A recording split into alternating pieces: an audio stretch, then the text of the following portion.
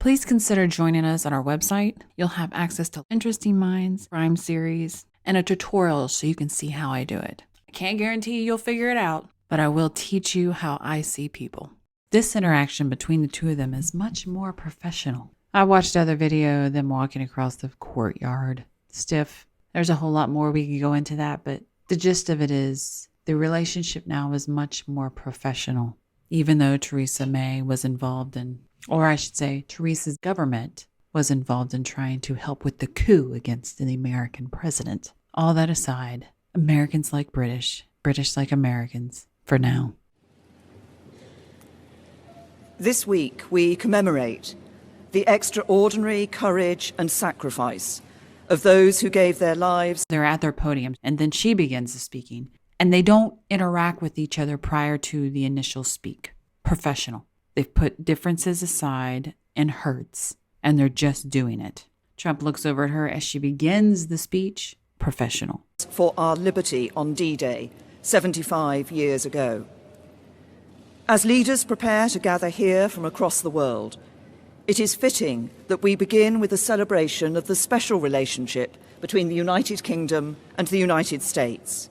Enduring partners who stood side by side on that And you see him give a nod over towards her. Yeah, special relationship.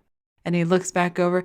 He's not smiling the smile. Yes, we have a special relationship. No, that's not there. It's professional. Oh, to be a fly on the wall with these revelations of how this whole coup started and who was involved. This is about as close as we get to be that fly on the wall. Historic day and every day since. For generations, at the heart of the transatlantic alliance has been our shared democratic values, our common interests, and our commitment to justice. It is that unity of purpose that will preserve the deep-rooted ties between our people and underpin our nation's security and prosperity for the next 75 years and beyond. So I am very pleased to welcome the President of the United States of America on this. A tight smile. It's just in the mouth. That's all it is. So it's keeping something back. Stress. State visit to the United Kingdom. And you see May, state visit to the United Kingdom. Her smile doesn't look as tight, but it is a stressed smile as well. We apologize for attempting a coup on you. We've invited you to our state dinner to smooth things over. Since we spoke about NATO during my first visit to the White House, we have maintained our support for this crucial alliance. Thanks in part to your clear message on burden sharing, Donald, we have seen members pledge another $100 billion, increasing their contributions to our shared security. And I'm pleased to announce that NATO will soon be able to call on the UK's Queen Elizabeth-class aircraft carriers and F-35 fighter jets to help tackle threats around the world. Today, we've discussed again the new and evolving challenges to our security, our values, and our way of life. I found that interesting. Help tackle threats around the world. And he stands there for a moment, straightforward. He's thinking. And then you see him do a little bit of a search, brain search. But he doesn't give a positive head shake nor a negative head shake. To me, it would go, you don't see negative or positive. So it would say, depending on what those threats are. And we also spoke about China, recognizing its economic significance, and that we cannot ignore action that threatens our shared interests or values. And there you see, as she says something about China, you see that positive head movement, which is why when we go back to earlier what I said, when you see nothing, it's as significant as something. Mr. President.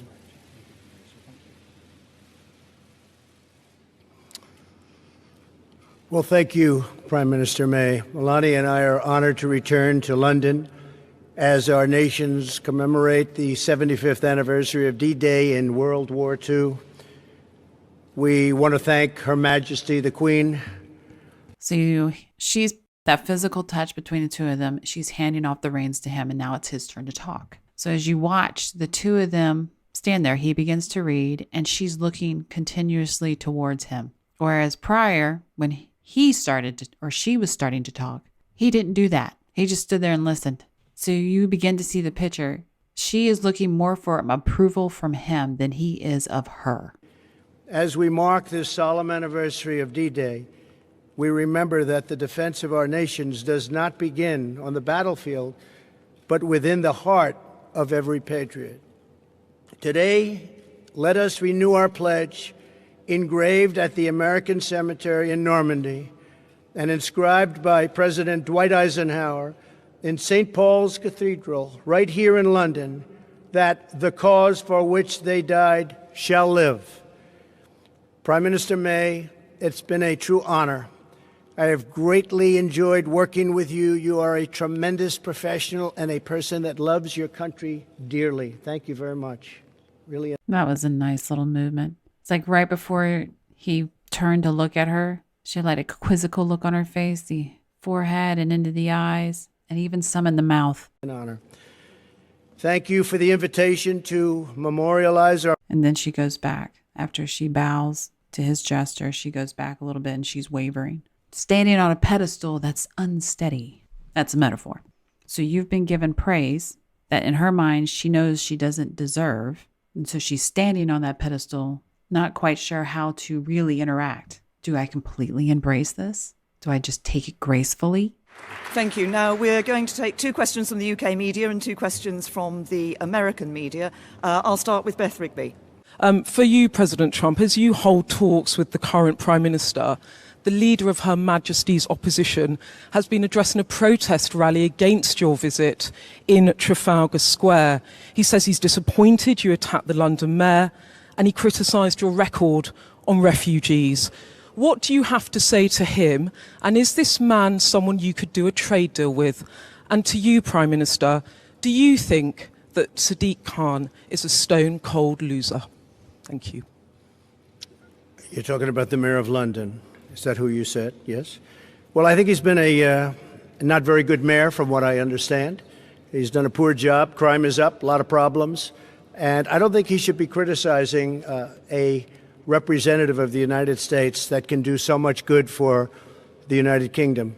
We talked about it before. He should be positive, not negative. He's a negative force, not a positive force. And if you look at what he said, he hurts the people of this great country. And I think he should actually focus on his job. It'd be a lot better if he did that. He could straighten out some of the problems that he has and probably some of the problems that he's caused. I don't know Jeremy Corbyn. Never met him. Never spoke to him. He wanted to meet today or tomorrow, and I decided that I would not do that. I think that he is, from where I come from, somewhat of a negative force. I think that people should look to do things correctly as opposed to criticize. I really don't like critics as much as I like and respect people that get things done. So I've decided not to meet. As far as the protests, I have to tell you, because I commented on it yesterday, we left the Prime Minister, the Queen, the royal family. There were thousands of people on the streets cheering. And even coming over today, there were thousands of people cheering. And then I heard that there were protests. I said, where are the protests? I don't see any protests. I did see a small protest today when I came, very small. So a lot of it is fake news, I hate to say. But you saw the people waving the American flag, waving your flag. It was tremendous spirit and love. There was great love. It was an alliance. And I didn't see the protesters until just a little while ago, and it was a very, very small group of people put in for political reasons. So it was fake news. Thank you. And I would say to both the Mayor of London and to Jeremy Corbyn, the discussions that we have had today are about the future of this most important relationship between the US and the UK. As the President described it, the greatest alliance the world has seen.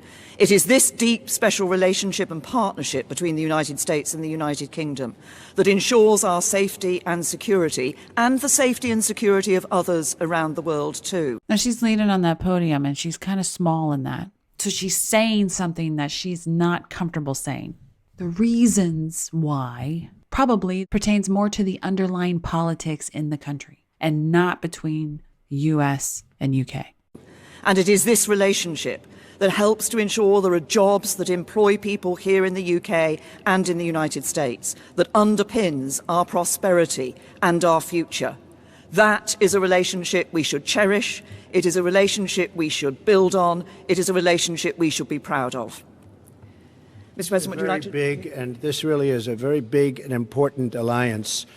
And I think people should act positively toward it because it means so much for both countries. It means so much. She's being really stiff in her neck. See how she's brought out her double chin because she's brought her chin in so much? I don't know why this whole alliance thing. I mean, yeah, I understand the coup that was attempted on our president from these people, but they came through the professionalism. We're just going to go professional, which means anything negative, we're just going to leave it out and we're going to get through. We're going to have these deals. Everything's going to be positive. It almost makes me think that there's a lot more that president either doesn't know or we the people don't know yet because it makes her so stressed. And it's been so good.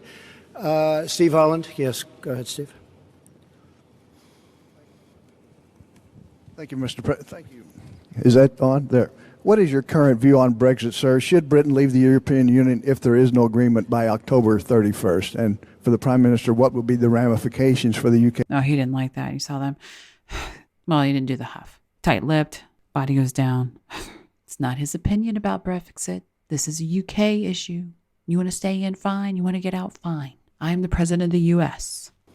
Well, I don't like to take positions in things that I'm not, really. I understand the issue very well. I really predicted what was going to happen. Some of you remember that prediction. It was a strong prediction made at a certain location on a development we were opening the day before it happened. And I thought it was going to happen because of immigration more than anything else, but probably it happens for a lot of reasons. But I would say, yeah, I would think that it will happen, and it probably should happen. This is a great, great country, and it wants its own identity. It wants to have its own borders. It wants to run its own affairs. This is a very, very special place, and I think it deserves. Well, you see May's, as he's saying that, so you watch May, you see no negative and you see no positive. But what you do see is her wavering. Her head's going down to the side, and she's just that slow, methodical head movement. It's almost wishy-washy. I want to get away. So she doesn't agree with own identity, its own sovereignty. Of course, if you'd been watching, you already know this. She's a Remainer. It was a special place, and I thought maybe for that reason, and for others, but that reason it was going to happen. Yeah, I think it will happen, and I believe the Prime Minister's brought it to a very good point where something will take place in the not-too-distant future. I think she's done a very good job.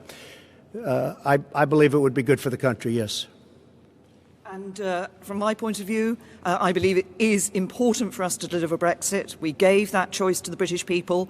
Parliament overwhelmingly gave the choice to the British people. We should now deliver on that choice. I continue to believe that actually it's in the best interests of the UK to leave the European Union in an orderly way with a deal. I think we have a good deal. Sadly, the Labour Party and other MPs have so far stopped us from delivering Brexit and that deal. But we will, but obviously this is an issue that is going to continue here in the UK. I think the important thing is we deliver Brexit, and once we're out of the European Union, we will be able to do what we've been talking about today and develop not just that free trade agreement, but a broader economic partnership into the future.